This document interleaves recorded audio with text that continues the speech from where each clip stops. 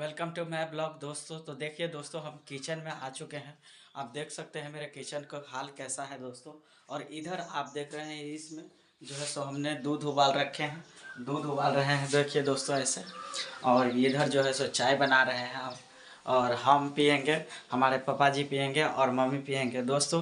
तो आप लोग हमें सपोर्ट करते हैं, जैसे ही सपोर्ट कर रहे हैं करते रहिएगा। और लाइफ में दोस्तों हमारा जो है सो लगभग 5 साल का एक्सपीरियंस है दोस्तों।